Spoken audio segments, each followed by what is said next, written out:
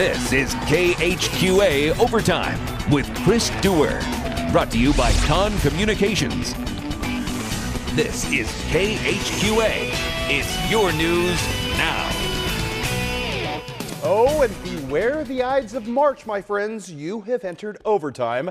Thanks for staying up a little extra late with us tonight. If you are a basketball fan, I promise to try and make it worth the lost sleep. And in truth, this is really the last real chance to get your high school hoops fix until next Thanksgiving. The final week today of the season docket may not have had the stakes that we had hoped, especially the Unity Mustangs. However, a chance to end on a high note with a third-place trophy, the first state medal of any kind in program history, was powerful incentive this afternoon in Peoria.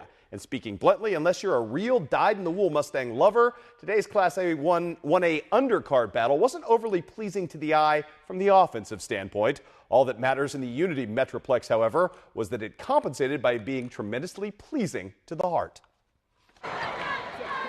We don't always do things, I'd say, pretty or make everything look good, but we definitely get the job done in the end. And we might have a highlight or two here and there, but most of the time it's guys like, diving on the floor, loose balls, sacrifice their body, and we win ugly, but a win's a win, right? The biggest thing with that is we stick together through thick and thin. So even in the rough patches, we always figure out what we have to do, what we need to do, and then there's always one of us that always pulls us together. And actually, all five of us get each other back into the rhythm that we need to be in. So, that's just all about what team effort is. Apropos of the very season itself, Unity's third-place victory was a bit of an inelegant masterpiece, one in which the flaws actually elevate your appreciation of the work as a whole. Suffice it to say, the Mustangs' offensive execution on this day was probably hit and miss at best. But let that only serve to remind you that Unity still carved out a 9-point first quarter lead and held an explosive Cesar squad to just 5 points in the first stanza, proving the best brushstrokes are sometimes the ones you don't most easily notice. We knew that coming in that they were a perimeter shooting team, and we thought that we could play well against them coming off the wins of Kewanee and Waterloo-Jabot, which played a similar type of offense. But we knew that we just needed to come out and jump on top, and that way we could assert ourselves from the very beginning. Our game plan all postseason has been to make sure everyone takes tough shots, everything's contested, they don't get any easy looks. And I think we did a good job of that, making it hard for them to see the rim. To get stops early and often was a big deal for us because that allowed us to get more offensive possessions and really get our posts working down the middle. And that spirited defense from the very jump seemed indicative of a team that had caught a fortunate case of basketball amnesia in the wake of Friday's loss. As coaches, sometimes it's a little harder to turn the page. You kind of think about the what ifs and what could we have done and things like that after yesterday's game. But really, honestly, this group, they were ready to go on to the next game almost immediately after the last game. They knew what was at stake. They knew what was important. So it's nice as a coach that you don't have to motivate a group of kids. They were already motivated. We just had to put the X's and O's in front of them. They went out and did it. Once we got that first bucket, once we started establishing ourselves inside, it all started falling into place. We're a big happy family, I guess, and we always have each other's backs, even on the court. So, we just always help each other out. And they helped each other into something that turned into a very lopsided but sloppy heavyweight beatdown. Despite shooting just 32% from the field, the Mustangs would seize a 31-10 halftime lead and never look back. And despite some decided loose moments and a harder-fought second half from Cesar, Unity never led this thing by less than 11 points. One day after being neutralized by Mooseheart's length, Lane Davis bounced back to lead his team with 17 points and 11 rebounds. One day after his heroic dunk, Alex Blickhand chimed in with 13 points, and even his best highlight moments went for naught. Again, just the kind of grit and grind over glitz day it turned out to be for the Mustangs in a 59-43 victory. That established there was one bit of perfection to be found in this affair. A game decided so early that Keith Carruthers got the rare luxury of giving his deserving seniors a flawless exit. A true curtain call in front of their adoring fans. It was awesome. Will came off and he goes, "You put me in for 5 seconds." And the crowd was going crazy, and I pointed up there and I said, that's why we put you in, so that those fans can give you a little bit of love when you come off the floor. It was awesome to be able to get all those guys out there and then finish with our young group of guys that we're going to have back next year. Definitely goosebumps. That was great coming off the floor, Crothers pulling us off, and then the applause that we got from the fans. I mean, especially being up in here in Peoria with all the fans that we brought, it was just amazing coming off to them. Just walking off the court with such a great crowd and seeing everyone that I've gone through this with, just giving them a big hug. It was chilling. Yeah. It was really amazing knowing that everyone is behind us. I can't imagine it being any better than this right now. So the community's just been really behind us and everything, and we appreciate everything they have done for us also, with just bringing us food into school for lunch, even to bringing us snacks for the bus ride, hanging up all the signs. They didn't have to do any of that for us, but they went out of their way to be here, take off work on Friday, and come watch us play, and we really appreciate it. It's from everyone on the team, not just the 5 on the floor or the coaches, it's everyone. Elementary kids made us a box of different, basketball pictures and things like that. And there were so many of them, Alex is great, Lane is awesome, Will is super, all that kind of stuff. So that's exactly what that'll be. Kids out in their backyard practicing to be the next Lane Davis or Alex Boykan or whatever. And that's kind of a cool thing for these kids. And the chance to step into that role as examples, both in their own community and to those watching in neighboring communities back home on TV, is certainly the kind of educational windfall that goes beyond a normal classroom. I think a lot of the things that I learned and have made me the guy that I am today, the adult that I am today, came from the basketball experience, the hard work, the practices, the teamwork, all of that kind of stuff.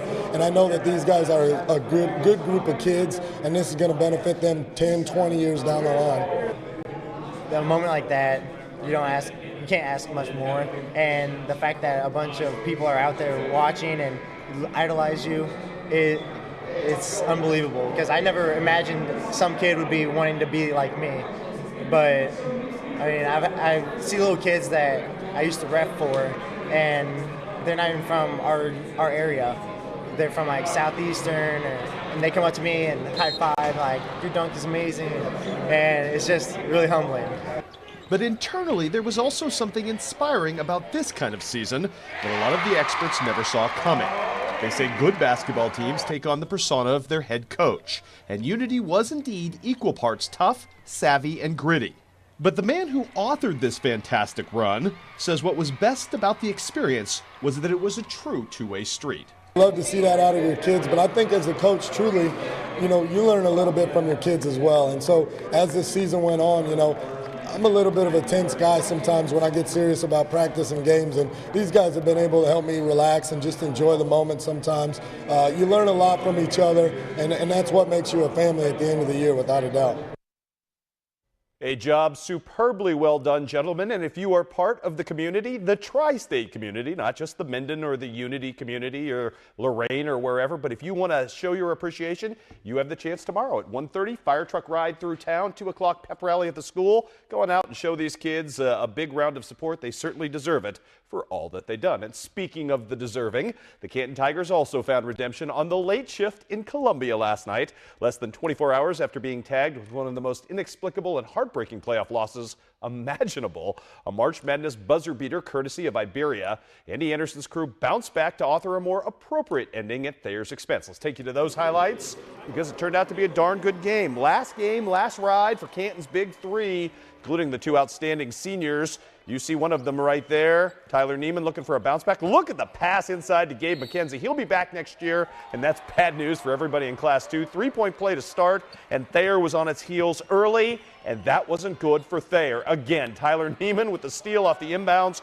Pretty quick stuff. More in transition this time. Tyler Neiman, whip pass into Gabe McKenzie. Kid was just fantastic. A nice little follow-up right there from Tyler Neiman, putting that back in as well. More to come in this one. Gabe McKenzie doing outside work. This is what makes him so versatile. It was a huge lead early, and more to come. More in transition this time from Neiman straight to Mr. McKenzie again. 14-7 lead as Thayer finally gets a little momentum back built in this game. As they get the score right here. Still, Canton kept punching away, trying to keep the lead extended for much, if not all of this game. Great stuff as well. More from Tyler Neiman, knockdown jumper. Gabe McKenzie going to step up to the top of the key and do his thing from the top of the world right here and get the three-pointer to go. Then Brandon Bearhorse going to do a little work as well, following up the missed shot right here with the offensive rebound Lead still 12 at this point. It would stay pretty consistently to that point till the end of the third quarter. You see Mr. McKenzie with the nice finish right there. And then how about some Jordan Hosdorf? We'll get to him in just a second. How about a little more Brandon Bearhorse this time, working it around and eventually going to find himself open from three-point range. It was 38-30 at the end of the fourth quarter, thanks to Mr. Bearhorse's work and thanks as well to Jordan Hosdorf's buzzer beater. Fourth quarter, it was just kind of hang on and stay on top.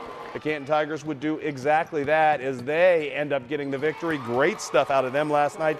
Finishing up, wasn't the best game they played of the season, but it was certainly maybe the most inspired bounce back we saw from anyone. As you see the great Paul Sulcer in his last act, he's retiring. I'm old enough to remember when he was coaching. Great guy, Paul Sulcer, gives the trophy to the Canton boys, hangs the medals, and it was certainly a great day to be a Canton Tiger. Great season as well for them. And they, too, are having a big reception. You can make both of them if you so desire, because Canton's going to have their reception tomorrow at 6 p.m. at the high school. Also, big pep rally on Monday during the school day as well. The Canton Tigers showing great resolve, showing steely mettle coming back from heartbreak the night before. Our morale was kind of a little low, but we picked it up today, and that's what, even before the game in the locker room, we were all joking around, having a lot of fun. It was a really loose atmosphere in our locker room, and I felt like that translated really well into the game, and when there was pressure situations, we were loose and able to perform. As a coach, and I know as these guys, I think it's the toughest loss I've ever had, because I thought, we deserved to win and have a chance to win there, and but we talked about just bouncing back, and that's kind of our motto: go play the next game and play our way and just do it the way we've done it all year. Just that they're two of the best that I've ever coached at Canton. And, we went 55-4, I think, in the last 2 years, and they're a huge part of it. And I've coached a lot of good guys, and they're both different types. And Neiman's one of the great point guards we've had at Canton. Does a great job handling the team and running the floor, and Bearhorse is one of the toughest guys I've ever coached. Like Tyler said earlier, this will be something that I'll remember for the rest of my life. And it's just been all around fun, great experience. And we lost the first game, tough loss. We bounced back the second game and left Columbia with a win, and that really means a lot to this whole group and whole team. Same mentality, we want to get back here if we can. We just want to be the best that we can be, and behind Coach, we can do that. And if you're looking for a little closure, in Class 1A in Illinois, Mooseheart, the team that defeated Unity, went on to win the state championship. Interesting goings-on in Missouri. Iberia, the team that sort of broke Canton's heart, not sort of, certainly did, on that tip-in, ended up having the lead on undefeated Sacred Heart for 3 quarters, but Sacred Heart rallies back and wins the state championship there as well. I think the final was 61-45. And we'll have more overtime coming up after this.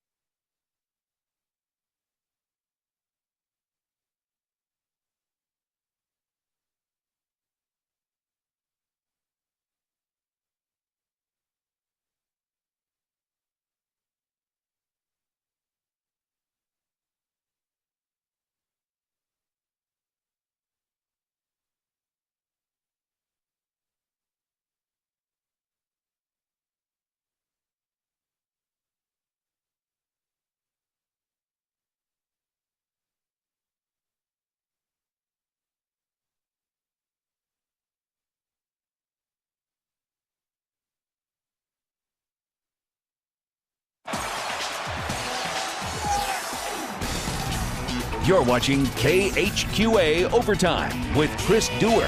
Brought to you by Con Communications. And welcome back to Overtime, everybody. My name is Chris Dewar, and the kids on Twitter tell me my selfie game is strong, whatever that means. Hey, whatever's left of the basketball season, our focus now falls on the college game very concentratedly. Of the local teams that are left in the mix, the Johnwood Trailblazers look like perhaps the strongest of our national championship hopefuls. Brad Hoyt's team heads to Danville Wednesday riding a crest of considerable strong play over the last couple of months. The Blazers can also throw great team concept basketball at first-round opponent. That would be 8-seeded Central Columbus of Nebraska, not to mention a true cornerstone guy in the newly minted Region 24 Player of the Year, a legit 20-10 guy in TJ Tisdale. We're having a lot of fun because we're enjoying winning. I mean, winning makes everything better. So, I mean, it's just so much fun. I mean, I like these group of guys, and they like playing with me, and I like playing with them. And so we're going to try to make a run of this thing and do what we can do. When we got out of last spring, he was the one guy from last year's group that we were pretty comfortable and confident with, that we could sort of build on his personality with all these new guys. And he was unsure, you know, I mean, sort of coming with a whole new group, and but he's embraced that role, and he's just comfortable with us. And we always knew he had a skill set. He just had to get a little bit more comfortable. My teammates, I mean, I give all the credit to them, the coach, because, I mean, without them making shots, wide open shots, you know, when they double and collapse on me, then I wouldn't have the award that I have. I mean, because, like, I appreciate them greatly. I mean, yeah, I love passing the ball because I have confidence in them that they're going to make the shots that, you know, they're given. So I really enjoy it. He's having a monster year, and everything we've done is really built upon his shoulders, and he accepts that, he likes that, and what a great ambassador for our program along the way. The teams, they seem to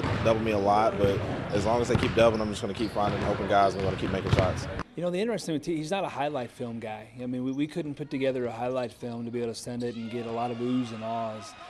He just works. He's a constant worker. He's in the gym. He works at practice every day, and where he just outworks people when he plays. And when you have good hands and good feet and you outwork people, you sort of put up good numbers. And he frustrates people because he just his motor is always running and puts him in a pretty good position. And what better way to cap off what has already been a stellar season than with the ultimate in punctuation, the quest for a national championship, which begins in earnest on Wednesday. Mindset is just, you know, playing our game, do what we do. I mean, it's a little different because, you know, we've never been to the national tournament here before. So, I mean, now it's another game. We just got to prepare the same way we have been. You know, I mean, we're a little bit more focused and we want it a little bit more now that we see how close we are from winning a national championship. So, I mean, we just got to just keep doing what we're doing. And, I mean, the coach has a plan for us. We're going to listen to him, listen to what he has to say. The Blazers will play that dreaded 8:30 game in Danville on Wednesday night. We're going to endeavor to get you highlights, but that might be a little late, so please bear with us this week. How about some baseball scores today on the diamond? Quincy University, Josh Raby's crew gets a little bit of pain rained on them from Lewis, which sweeps today 7-5 in the first game and 11-8 in the second. Truman State breaking out nicely today, beating Wisconsin Parkside 5-4, and also in the second game, 7-0. Paul Trenhale, the pride of Hannibal, had a couple of hits in each game. He continues to be scorching out of the gate this spring. Speaking of guys who are uber talented and don't get enough credit, Cyrus Wimberly from Culver Stockton, starting off right where he left off last year, no hitter against Benedictine today, twirled it and twirled it well. Also pitching very well, unfortunately not in a winning cause, the pride of Menden today, Craig Bostert, who ended up just a yeoman's-like affair, going 9 full innings, struck out 12, but did not get the victory today as his team ends up losing in 10. Hannibal and Grange, a split today with Park. First game didn't go so well. The second game, much better. Curtis Stout playing the hero with the game-winning RBI in that one. John Wood today, biggest win of the day, maybe baseball-wise, beating nationally ranked Mercer. Again, there's that Brendan Hurley fella out of Ellsbury. 3 hits today to help lead his team to victory. Also, in the GLVC softball side of things, Truman State with a sweep of Lewis. Kendra Hens, the Palmyra product, continues to pitch well, but she's not alone on that staff. How about the pride of Clopton? Kelsey Dorsey with a win today, her 7th of the season. By the way, Kendra has 9 already. So Truman State getting some great pitching out of the gate. Culver Stockton, unfortunately, struggling today as they end up losing to Morningside 8-0 and also losing to Oklahoma City 8-2 was your final there. It is time for your Con Communication Connection. But first of all, we've got to wrap up old business from February before we start the new month. Your winner with an overwhelming landslide of votes It was Miss Kaylee Kuhn, the outstanding freshman who knocked down a 30-footer in the playoffs. She gets the win. One of many, many voters, Michelle Kerr. I know her husband a little bit. He's good with a cowbell. You know what? She ends up winning a prize package from Con Communication just by voting, and you'll have another chance to vote at the end of the month of March. So let's do a new nominee, shall we? And this might be the easiest no-brainer in the history of no-brainers. I can't even get this one wrong. You dunk on a 7-footer. You're not only going to win this week, you better win this month. People better vote for Alex Blickhand because I'm not sure we're ever going to see anything quite like this again. Take that 7-footer. Wow, what a phenomenal dunk that was. I could watch that all day. In fact, if you go to Twitter, there's a bunch of folks online trying to get this on to SportsCenter on ESPN. So go retweet it. Maybe the SportsCenter folks will pick it up. Who knows? Fantastic stuff from Alex Blickhand. Again, something fantastic that you rarely see. 5'11" guy dunking on 7'1" guy. We have a state champion to fet tonight. How about Cal O'Hara of Beardstown, 275-pounder? And it looks to be at the IESA level, the junior high level, that Beardstown is going to be well stocked for the next couple of years in the heavier divisions because Toby Hernandez as well with a 5th-place state finish. The run of medalists very good today. Quincy Junior High School showing out with 2 5th-place finishes in Tommy Pickett and Matthew Dade and a 3rd-place finish as well. It's all in the genes here as Gavin Mask gets it done at 155. And how about Connor Hughes, rising young lesser weight star from Camp Point Central, ends up taking 4th place today in the 65-pounders. Good for all of those gentlemen. And congratulations as well in club wrestling to Zachary Haley from the Quincy Wrestling Club, the first ever state medalist at the IKFW today. Our congratulations all around to him and to the rising Quincy Wrestling Club as well. Future of wrestling, very bright around here. And we'll have more overtime for you coming up after this.